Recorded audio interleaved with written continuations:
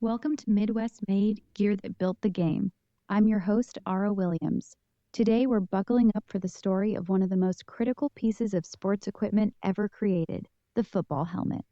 From flimsy leather caps that barely protected players to the tough, high-tech shells we see on fields today, this evolution is pure heartland innovation.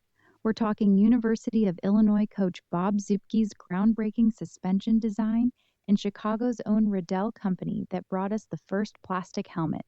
We'll also touch on how Ohio State's iconic Buckeye helmet helped make it all legendary. If you've ever watched a big hit and wondered how players walk away, this episode is for you. Let's get into the huddle. Early football in the late 1800s and early 1900s was raw and dangerous. Players slammed into each other with almost no head protection. Just thin leather head harnesses, meant mostly to keep their ears from turning into cauliflower. These early helmets offered little cushioning against the violent collisions that defined the sport. Concussions, fractures, and worse were common. Something had to change. That change started right here in the Midwest. In 1917, University of Illinois head coach Bob Zuepke stepped up. Zuepke wasn't just a coach, he was an inventor. He's also credited with creating the huddle, the flea flicker, and screen passes. When it came to helmets, he wanted better protection for his players. Zuepke designed an improved leather helmet with exterior and interior layers separated by cloth. This created a true suspension system that cradled the skull and absorbed impacts far better than anything before it. These became known as ZH helmets, Zuepke helmets, and companies like Rawlings and Spalding produced them. For the first time, players had real internal cushioning that could help reduce the force of hits. It was a game-changing step forward in player safety. But the biggest leap came in Chicago in 1939. John T. Riddell, a former high school coach from Evanston, Illinois, had already invented removable cleats. Now he and his son tackled the helmet problem head-on. They introduced the first plastic shell football helmet. Unlike leather, which got heavy when wet, cracked over time, and could rot, Riddell's plastic version was lighter, stronger, more durable, and weather-resistant. Colors could be baked right into the shell, so the team look never faded. Riddell also developed the modern chin strap that rests on the chin instead of the neck, and the first plastic face mask.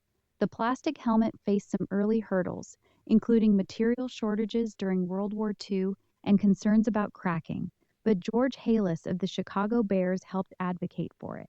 By 1949, the NFL had fully adopted plastic helmets. Riddell, headquartered in Illinois, kept innovating for decades. Air bladders in the 1970s for better fit and shock absorption, and the Revolution helmet in 2002 with improved side impact protection. No story about football helmets would be complete without Ohio State. The Buckeyes have one of the most instantly recognizable helmets in all of college sports, that bright scarlet shell with the bold gray stripe running down the center. While the core engineering breakthroughs came from Illinois, Ohio State helped popularize and romanticize the modern helmet. Their look evolved from early leather models in the 1930s with wing-like designs to the clean, striped plastic helmets we know today. The iconic gray stripe was standardized in the late 1960s and early 1970s. In 1967, Coach Woody Hayes introduced the famous Buckeye leaf stickers, one for each big play or outstanding performance. Players earn them like badges of honor. That simple scarlet helmet with leaves has become a symbol of toughness, tradition, and Midwest football excellence. From the horseshoe in Columbus to national television, the Buckeye helmet stands tall. Together, Illinois engineering and Ohio State style helped turn a dangerous game into something safer, faster, and more exciting for fans across the country.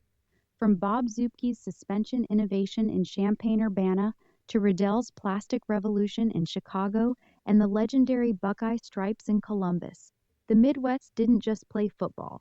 It helped protect the players and define the look of the game we love today.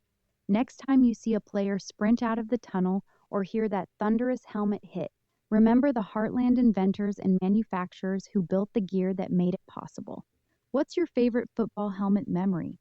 Was it watching your favorite college team, a classic NFL throwback, or maybe your own days wearing one on Friday nights? Drop your stories to heartlandsportsradio@gmail.com. If you're enjoying the show, tell a friend. We've got more Midwest gear stories coming your way. This is Midwest made gear that built the game. Play hard, build better.